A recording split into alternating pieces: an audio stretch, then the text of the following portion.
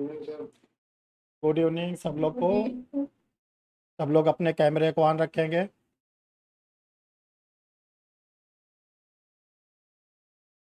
Good evening सब लोग को।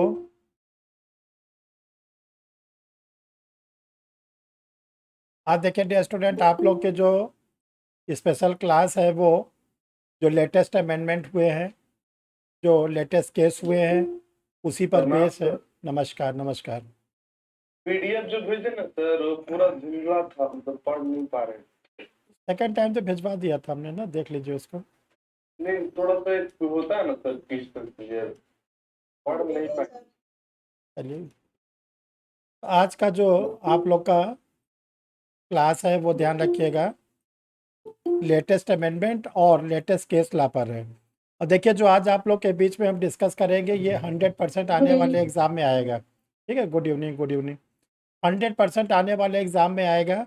जो आप लोग का बिहार जुडिशरी का एग्ज़ाम है, यूपी का मेंस है, उत्तराखंड का प्री है, या राजस्थान के जो जुडिशरी आ रही है, इस साल जो आप लोग के लिए एग्ज़ामिनेशन के पूरा लाइन से एग्ज़ामिनेशंस लगे हुए हैं, ये पूरा उसी से बेस तैयार किया गया है।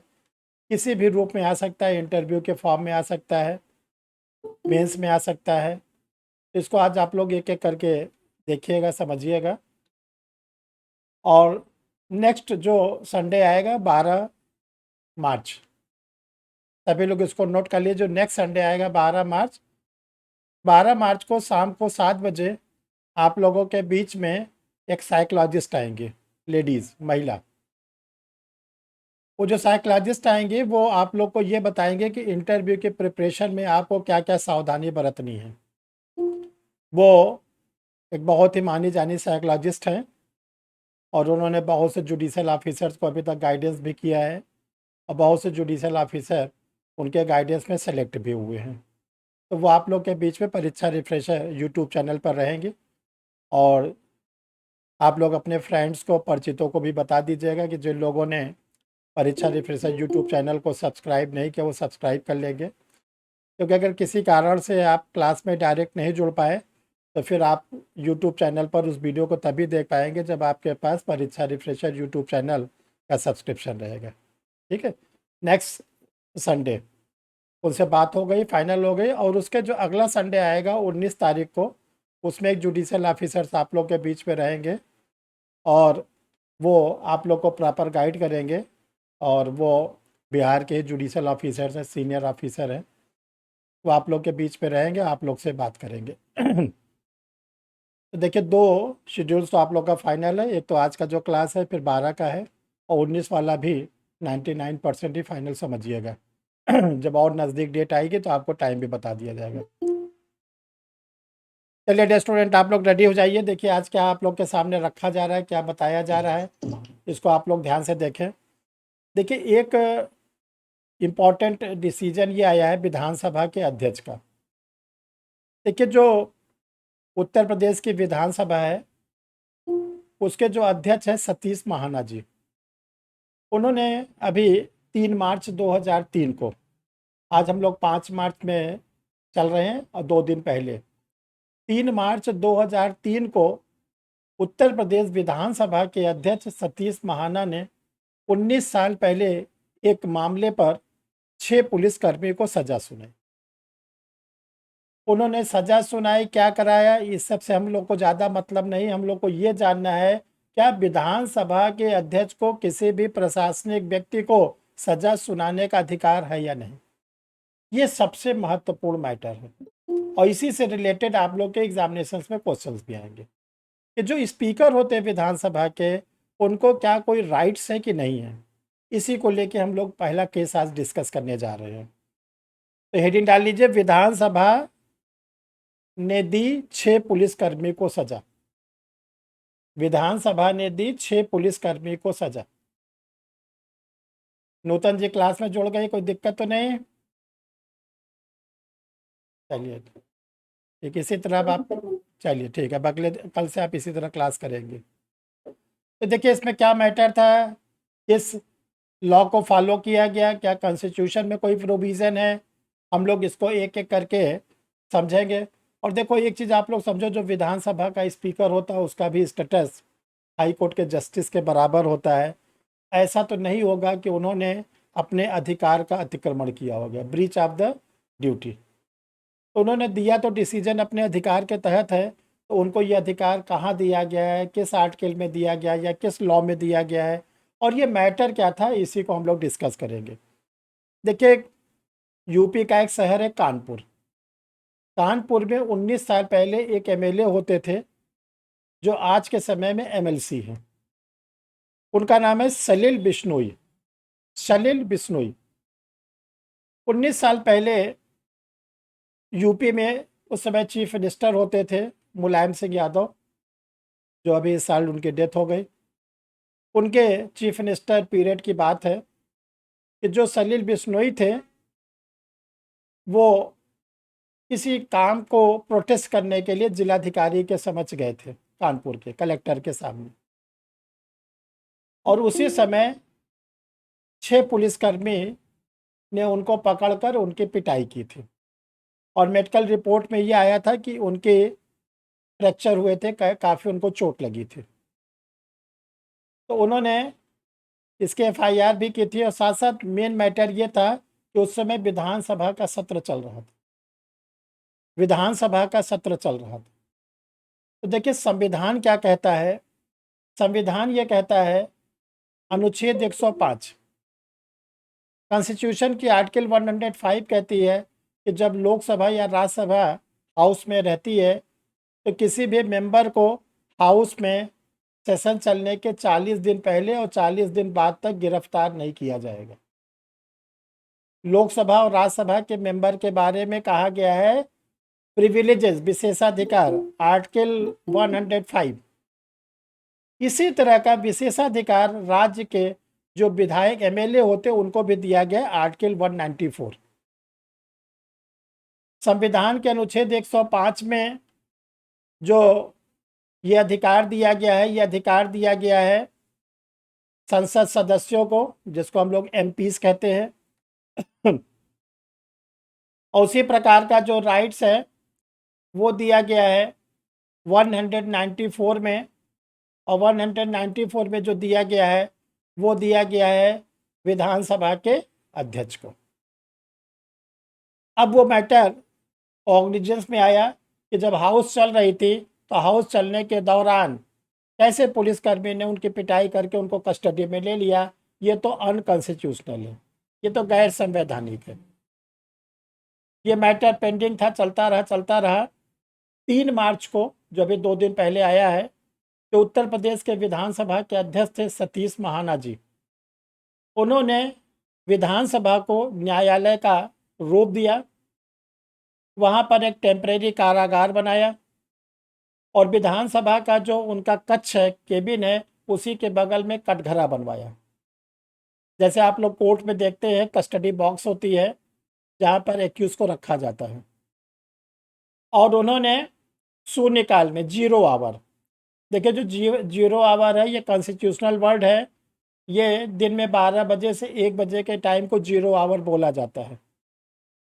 तो उन्होंने 3 मार्च 2023 को 0 आवर में इस मैटर को सुना और सुनने के बाद उन 6 पुलिसकर्मियों को 1 दिन का कारावास दिया। 1 दिन का कारावास दिया। और जो कारागार बनाया गया था विधानसभा के 3rd फ्लोर पर, तीसरी मंजिल पर। और दिन में 12 बजे से रात को 12 बजे तक उन लोगों को कस्टडी में रखा गया जो पुलिसकर्मी थे। ध्यान रखिएगा, ये विधानसभा के इतिहास में किसी भी राज्य में पहली बार विधानसभा के अध्यक्ष ने अपनी संवैधानिक शक्ति का प्रयोग करते हुए किसी पुलिस अधिकारी को, कर्मचारी को सजा सुनाई। ये आप लोग के लिए बहुत ही महत्वपूर्ण है, ये ध्यान रखिएगा। ये कोई उत्तर प्रदेश से रिलेटेड नहीं है, ये यूपी जुडिशरी में आ सकता है, उत्तराखंड में आ सकता है, बिहार में आ सकता है, मध्य प्रदेश, किसी भी जुडिशरी में आ सकता है। और खासकर इंटरव्यू का तो बहुत ही इम्पोर्टेंट क्वेश्चन है। अध्यक्ष का नाम क्या है? क्या चीज़? उनका नाम क्या है? इनका नाम एमएलए का सलील बिश्नोई। सलील बिश्नोई हाँ विधानसभा के अध्यक्ष का है जी सतीश महाना, सतीश महाना। और संविधान का अनुच्छेद 194। और देखो इसके साथ साथ इसी तरह के 3 केस ऑनरेबल सुप्रीम कोर्ट में भी आ चुके हैं। उन केसेस का नाम लिख लीजिए। 3 केसेस इसी तरह के ऑनरेबल सुप्रीम कोर्ट के द्वारा डिसाइड किए गए हैं। Number 1, doctor Jatish Chandra Ghosh, doctor Jatish Chandra Ghosh बनाम Haridarshan Mukherjee and others. Doctor Jatish Chandra Ghosh बनाम हरिदर्शन मुखर्जी और अन्य। ये 1961 का ऑनरेबल सुप्रीम कोर्ट का जजमेंट है। दूसरा केस ला है पीवी नरसिंह राव, जो हमारे प्रधानमंत्री थे, पीवी नरसिंह राव वर्सेज स्टेट। ये 1998 1998 वर्सेस स्टेट ऑफ क्या था? बस स्टेट केवल है। स्टेट दिल्ली को रिप्रेजेंट। हाँ। तीसरा गुणपति केशवरम रेड्डी बनाम Nafisul Hasan, AIR 1952 honourable supreme court. ये क्लास अभी आप लोग को रिकॉर्डेड भी दी जाएगी, लेकिन आप लोग इसको अब समझे रहिएगा। और देखिए ये सब मोस्ट इम्पॉर्टेंट टॉपिक है, इसलिए छुट्टी के समय आज हम एक अपने लीगल कॉन्फ्रेंस में थे। सोनू का फ़ोन भी आ रहा था बीच बीच में, ठीक है। सोनू जी सोचते हैं सर खाना खा के रेस्ट कर रहे होंगे, आराम कर रहे होंगे। देखो आप लोग बस व्हाट्सएप पे लिख दिया करो अपनी प्रॉब्लम, ठीक है। हम देख रहे थे कि आपका फ़ोन आ रहा था, इसी बीच में सचिन का कई बार फ़ोन आया। वीडियो में आवाज नहीं आ रहा है सर आपका, हम लोग को तो आ रहा है। दोनों वाली वीडियो बनी। सर कोई भी वीडियो नहीं आ रही थी सर, आपका वही आवाज। टेक्निकल प्रॉब्लम आज दूर हो गई है कंप्यूटर की, जो इंटरनेट कल वाली रिकॉर्डेड वीडियो कैसे प्रोवाइड करेंगे? उसका तरीका ये है कि जो कल की क्लास रहेगी उसको रिपीटेड रहेगी, ठीक है। अच्छा, कल वही क्लास हम फिर से लेंगे। चलो अब आगे ठीक है बढ़ो। सर। देखो आप लोग के कोई भी प्रॉब्लम रहे तो आप लोग बस केवल व्हाट्सएप पे लिख दिया करो। कल कौन स्टूडेंट थे, सचिन थे क्या थे, रात में 11 बजे 3 बार फ़ोन। हम तो सोच रहे कोई रोबोट अपना बना के रख दें तो काम चले। बस आप लोग मैसेज डाल दिया करो, क्योंकि सर की उम्र आप लोग से डबल है, थक जाते हैं, सो जाते हैं। पीडीएफ का सॉल्यूशन नहीं बताया सर। क्या चीज़? अब देखो जैसा मैटर था डाल दिया गया। अब उसको नहीं सर, आप जो पीडीएफ देखते हैं ना सर, तो फ्लैश लाइट ज़्यादा होती है, इस वजह से वो ब्लर होता है। तो हम क्या वो कंप्यूटर वाले बोलते हैं, आज हमने उनको फिर से बोला है। चलिए अगला, चलिए नहीं टाइम ज़्यादा हो जाएगा। देखिए अभी 2 मार्च को ऑनरेबल सुप्रीम कोर्ट ने एक बहुत ही महत्वपूर्ण निर्णय दिया। सुप्रीम कोर्ट के सामने एक रिट आई थी। रिट ये आई थी कि जो चीफ इलेक्शन कमिश्नर होते हैं, मुख्य चुनाव आयुक्त, और जो इलेक्शन कमिश्नर होते हैं, इनकी पोस्ट को ट्रांसपेरेंट बनाया जाए। इनकी जो पोस्ट है ये कहीं न कहीं से एग्जीक्यूटिव से बंधे होते हैं, कार्यपालिका से, क्योंकि इनकी नियुक्ति जो होती है वो राष्ट्रपति महोदय करते हैं, और राष्ट्रपति महोदय इनकी नियुक्ति करते समय केंद्र की मंत्रिपरिषद की सिफारिश पर काम करते हैं। तो अगर व्यवहारिक रूप में देखें कि जो प्रधानमंत्री जी चाहते हैं वही बनते हैं मुख्य चुनाव आयुक्त, ये तो बिल्कुल क्लियर चीज़ है। इसी को सुप्रीम कोर्ट में चुनौती दी गई थी। उसी रिट का डिस्पोजल किया ऑनरेबल सुप्रीम कोर्ट ने, और सुप्रीम कोर्ट ने, चूँकि ये कॉन्स्टिट्यूशनल मैटर था, क्योंकि ये जो मैटर था संविधान के अनुच्छेद 324 और 25 से जुड़ा हुआ था, तो सुप्रीम कोर्ट ने क्या किया कि 5 सदस्यीय कॉन्स्टिट्यूशनल बेंच बनाई।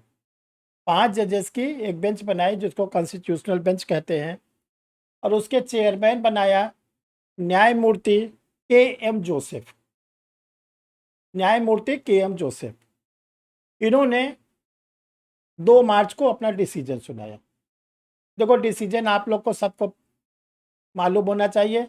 लेकिन सबसे महत्वपूर्ण है ये केस लॉ कौन सा था, ये मुकदमा कौन था, क्योंकि आने वाले एग्जाम में आपको केस लॉ लिखना है, साइटेशन लिखना है। तो देखो केस लॉ का नाम है Anup Barnwal, Anup Barnwal versus union of India. Hindi में आप लिख सकते हो अनूप बर्नवाल बनाम भारत संघ, 2 मार्च 2023 ऑनरेबल सुप्रीम कोर्ट। और जो बेंच थे, बेंच के जो प्रेसिडेंट थे वो थे जस्टिस KM जोसेफ।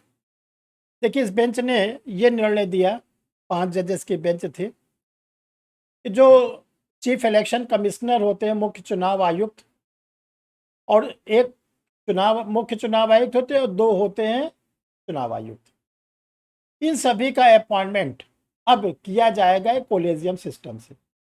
देखिए कोलेजियम सिस्टम, कल हमसे कोई पूछ भी रहा था, कोलेजियम सिस्टम का मतलब होता है कमेटी, क्योंकि कोलेजियम वन कोई कॉन्स्टिट्यूशनल वर्ड नहीं है। तो ये कहा गया कि इसकी जो नियुक्त अब की जाएगी कमेटी के द्वारा की जाएगी, और उस कमेटी में होगा कौन, कहा गया कि नियुक्त तो करेंगे प्रेसिडेंट ऑफ इंडिया ही, राष्ट्रपति जैसे पहले करते थे, लेकिन पहले राष्ट्रपति महोदय मंत्रिपरिषद की सिफारिश पर करते, अब ऐसा नहीं होगा। अब जो राष्ट्रपति महोदय करेंगे वो 3 लोगों की कमेटी की सिफारिश पर। उन 3 लोगों में नंबर 1 भारत के प्रधानमंत्री, जो भी प्राइम मिनिस्टर की पोस्ट पर होंगे वो होंगे। नंबर 2 कहा गया opposition leader of Lok Sabha, Lok Sabha में विपक्ष का नेता। इस पॉइंट पर जरा आप ध्यान रखिएगा, ऑनरेबल सुप्रीम कोर्ट ने इस पे और क्या कहा। देखिए पिछले 2 लोकसभा से, जो वर्तमान की लोकसभा चल रही है और इसके पहले वाली जो लोकसभा थी, उसमें किसी भी लीडर को अपोजिशन लीडर का स्टेटस नहीं मिला था। लोकसभा में विपक्ष का नेता कोई न तो इस लोकसभा में न तो इसके पहली लोकसभा में है।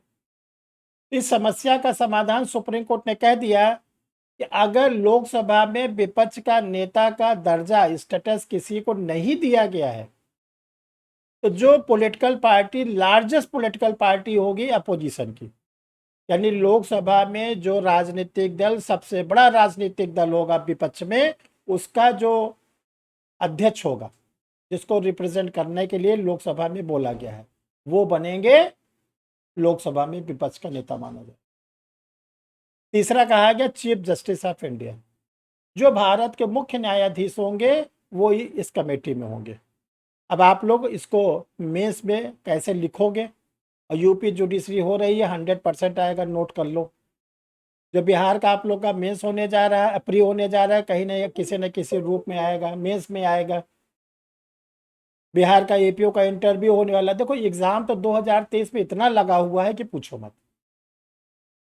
तो उसमें आपको बोलना है कि अब प्रेसिडेंट ऑफ इंडिया एक कमेटी की रिकमेंडेशन पर चीफ इलेक्शन कमिश्नर या अदर इलेक्शन कमिश्नर का अपॉइंटमेंट करेंगे। उसमें प्राइम मिनिस्टर होंगे, उसमें लोकसभा में विपक्ष का नेता होगा, उसमें चीफ जस्टिस ऑफ इंडिया होंगे।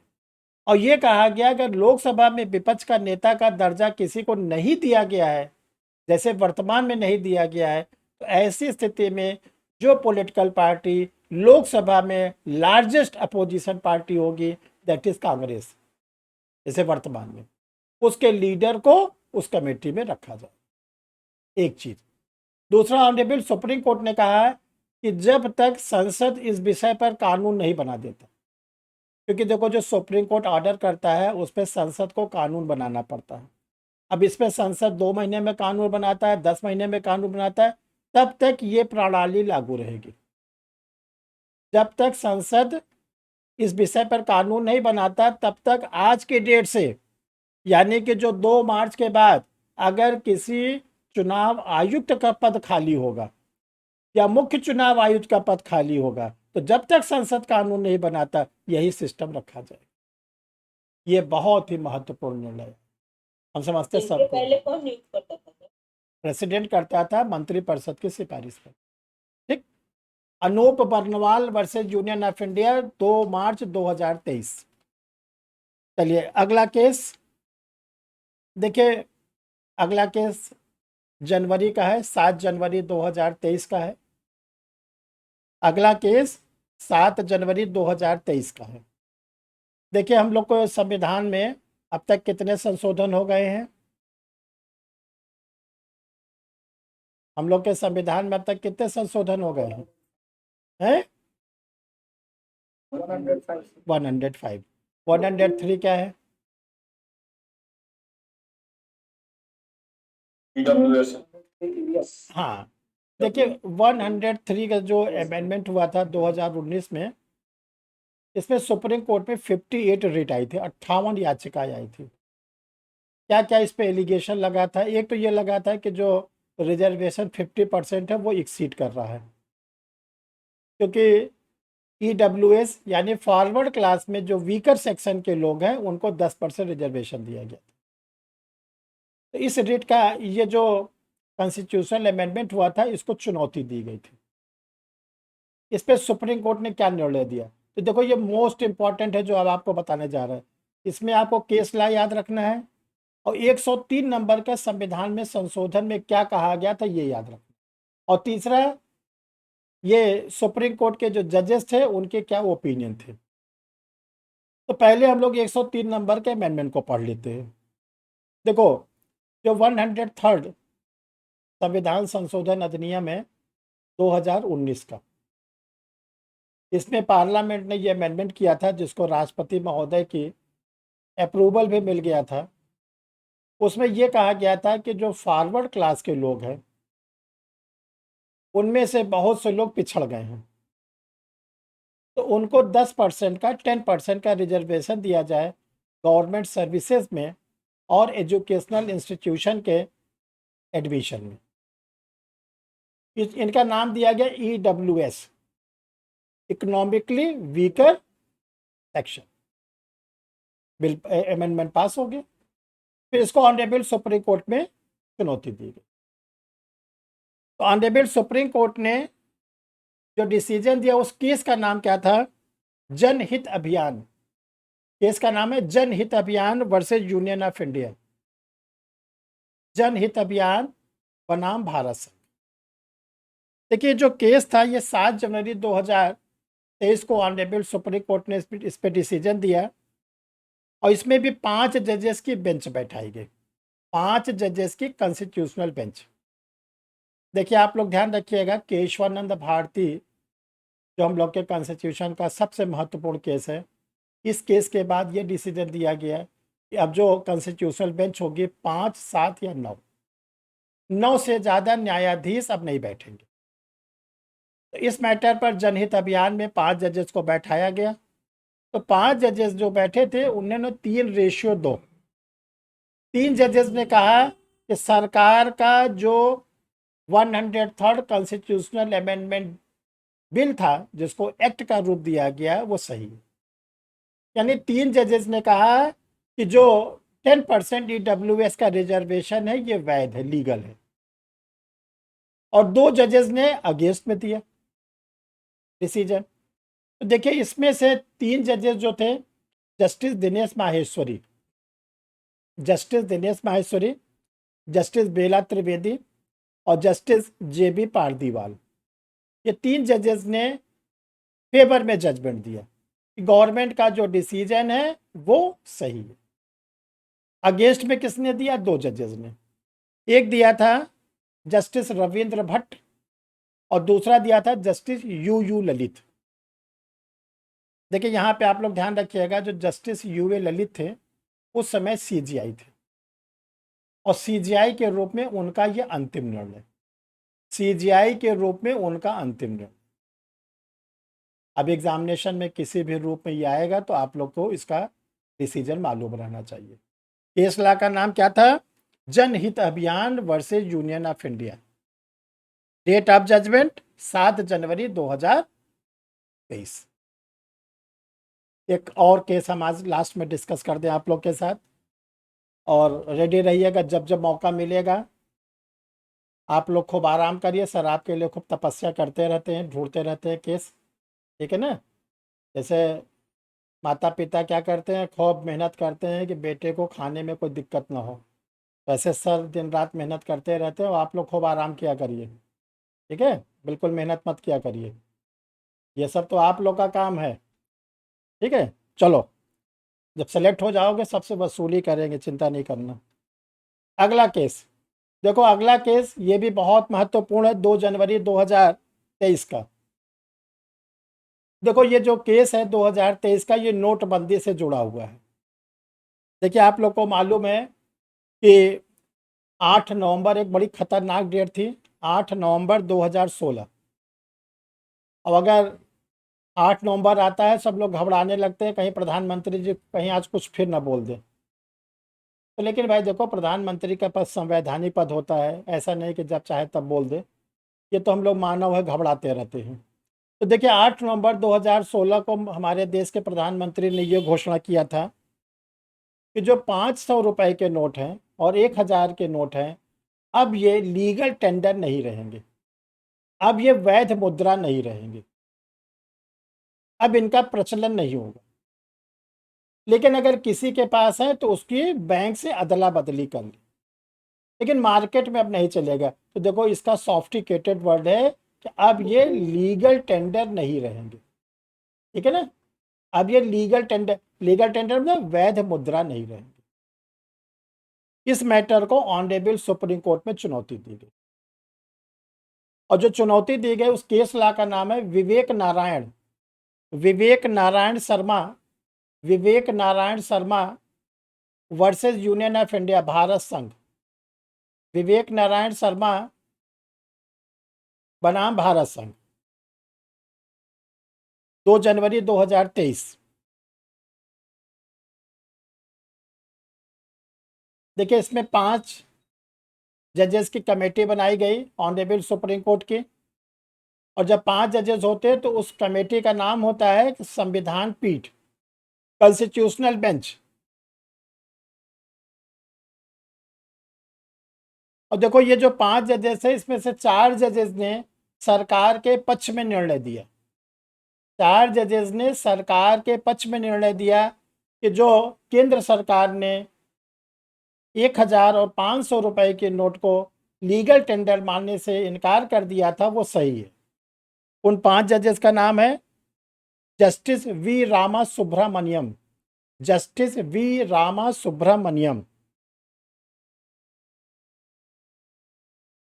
जस्टिस अब्दुल नजीर,